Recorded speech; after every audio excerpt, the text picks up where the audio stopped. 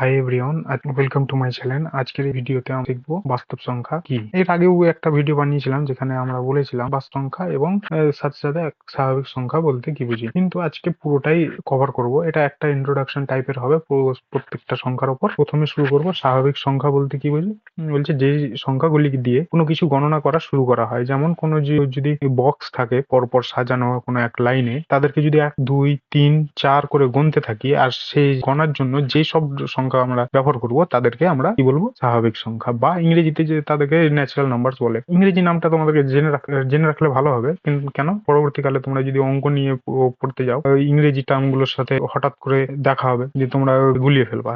যেন না গুলাও সেই জন্য আমরা ইংরেজি নামগুলোও পড়তে থাকবো, যেখানে আমরা বাস্তব সংখ্যাকে আমরা কি বাস্তব মানে রিয়াল, আর নাম্বারস মানে সংখ্যা, রিয়াল নাম্বার বলে জানি। তাহলে এই স্বাভাবিক সংখ্যাতে আবার ঘুরে আসি। স্বাভাবিক সংখ্যাতে আমরা কি বলবো, স্বাভাবিক সংখ্যা থাকবে 1 2 3 4 করে গুনতে থাকছি, তাই আমরা এখানে দেখবো প্রত্যেক সংখ্যা তার আগের সংখ্যার সাথে 1 যোগ করলে যা পাবো সেইগুলো হয়ে যাবে কি স্বাভাবিক সংখ্যা। এইভাবে যদি আমরা প্রত্যেকটাতে যোগ করতেই থাকি, তাহলে এটা অসীম পর্যন্ত বিস্তার করবে। ঠিক আছে, তারপরে আসছি অখণ্ড সংখ্যা। অখণ্ড সংখ্যা আর কিছুই নয়, এবার স্বাভাবিক সংখ্যায় যতগুলো ছিল তার সাথে যদি আমরা শূন্যটাকে রেখে দিই, তাহলে প্রত্যেকগুলোকে অখণ্ড সংখ্যা বলবো।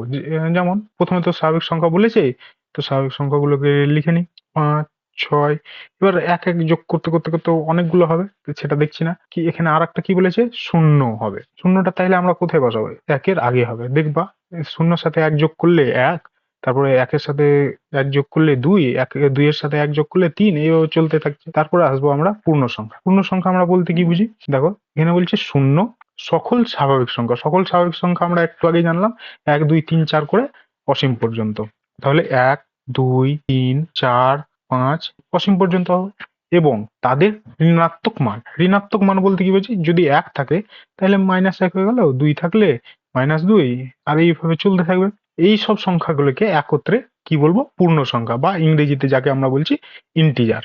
তাহলে সংখ্যা এটা দেখতে কেমন হবে, তাদের একত্রে দেখতে কেমন হবে, দেখো মাঝখানে তো শূন্য থাকবে, তার ডান দিকে থাকবে 1 2 3 4 5 6, এভাবে চলতে থাকবে।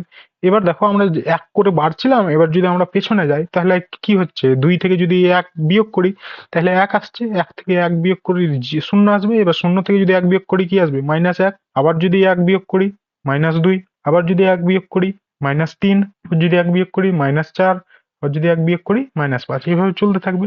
আর ইন্টিজারকে আমরা যদি একটা জায়গায় ধরে রাখা হয়, সেটাকে আমরা দল হিসাবে দল বলে থাকি, বা যেটাকে ইংরেজিতে বলে set.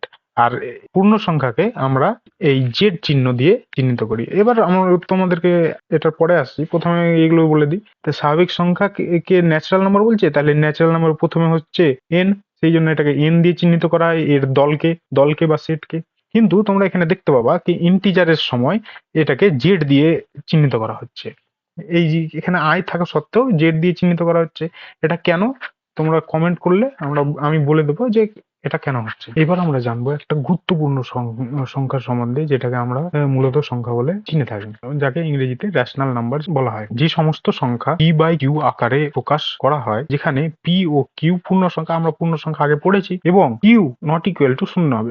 Q not equal to শূন্য মানে কিউ কোথায় আছে দেখো তো, হরের জায়গায় আছে, তাইলে হর কি হয়ে যাবে, শূন্য কখনো হবে না। তাদের কি বলবো, মূলত সংখ্যা। এবার শূন্য কেন হবে না ওটা আমরা পরে আসছি, কিন্তু সংখ্যাগুলো দেখতে কেমন হবে আগে জেনে নিই। পি বাই কিউ আকারে, আর যেখানে পি বাই কি আর কিউ হচ্ছে পূর্ণ সংখ্যা। পূর্ণ সংখ্যা মানে 1 2 3 4 যা কিছু হতে পারে, মাইনাসও হতে পারে। তাহলে এখানে 2/3 হবে। এবার ধরে নাও উপরেরটা মাইনাস হলো, তাহলে -2/3 হলো। এবার নিচেরটা যদি মাইনাস হয় তাহলে সংখ্যাটা কেমন হবে দেখতে, 2/3, নিচে -3, তাহলে মাইনাসটা সামনে চলে আসবে, আর সেটা হয়ে যাবে -2/3। আর এই সংখ্যাটা আর এই সংখ্যাটা একই। ঠিক আছে, এরপরে আমরা দেখবো উপরে বড় সংখ্যাও থাকতে পারে, 4/2 হয়েছে। 4/2 কে আবার আমরা কিভাবে লিখতে পারি, 2, কেন 4 কে 2 দিয়ে ভাগ করলে পাবো আমরা কি, ভাগফল 2 হয়ে গেছে। তাহলে এখানে আমরা জানতে পারছি প্রত্যেকটা পূর্ণ সংখ্যাও একটা মূলত সংখ্যা ভাবে গণ্য হয়েছে। এরপরে আসছি নিচে, মানে পি বাই কিউ এ কিউ নট ইকুয়াল টু শূন্য কেন হবে। এবার দেখো কোন সংখ্যাকে 4 বা আর কিছুকে শূন্য দিয়ে যদি ভাগ করি, তাহলে আমরা বলো তো 4 কে শূন্য দিয়ে ভাগ করলে ভাগফল কত হবে। কোন এমন একটা সংখ্যা থাকবে যেটাকে শূন্য দিয়ে গুণ করলে 4 আসবে, এমন কোনো সংখ্যাই না। তাহলে এটাকে নির্ণয় করা যাবে না, তাহলে এটা নির্ণয় হবে না। তাই কিউ কে সবসময় শূন্যর অসমান হতে হবে। বুঝা গেছে? এবার এটা জেনে গেলাম যে শূন্য তো অসমান কিউ হতে পারে, কিন্তু পি কি শূন্যর অসমান হতেই হবে, না না হলেও চলবে? চলো দেখা যাক। এবার কোন সংখ্যা আমাকে, যেহেতু এখানে আমাকে বলেনি যে পি শূন্যর অসমান হবে, তাই আমরা এটা ধরে নেব যে পি সমান শূন্য নিতে পারি। এবার শূন্যকে যেই সংখ্যা দিয়ে ভাগ করো আমরা কি পাবো? শূন্য। তাহলে এখানে শূন্য একটা কি? শূন্য একটা মূলদ সংখ্যা। শূন্য সমান একটা মূলদ সংখ্যা। বুঝা গেছে? শূন্যকেও মূলদ সংখ্যা বলতে পারি, একটা পূর্ণ সংখ্যাকেও মূলদ সংখ্যা বলতে পারি। আবার কোনো যদি নেগেটিভ সংখ্যা থাকে তাকে যদি আমরা 1 দিয়ে ভাগ করি, কেন? -2 একটা পূর্ণ সংখ্যা, 1 ও একটা পূর্ণ সংখ্যা, তাহলে -2 একটা কি হয়ে যাবে? মূলদ সংখ্যা। যে মূলদ সংখ্যাও বলা যাবে, আবার পূর্ণ সংখ্যাও বলা যাবে। তাহলে আমরা যদি মূলদ সংখ্যাকে 2 ভাগে ভাগ করা যায়, মূলদ সংখ্যা 2 ভাগে ভাগ হয়। একটা যেটা হয় পূর্ণ সংখ্যা, একটা হয় ভগ্নাংশ। ভগ্নাংশ কোনগুলো? ভগ্নাংশ কোনগুলো? এইগুলো হচ্ছে ভগ্নাংশ। আর পূর্ণ সংখ্যা কোনগুলো? এই যে এটা, এটা, বা শূন্য একটা পূর্ণ সংখ্যা, এই যে শূন্য একটা পূর্ণ সংখ্যা,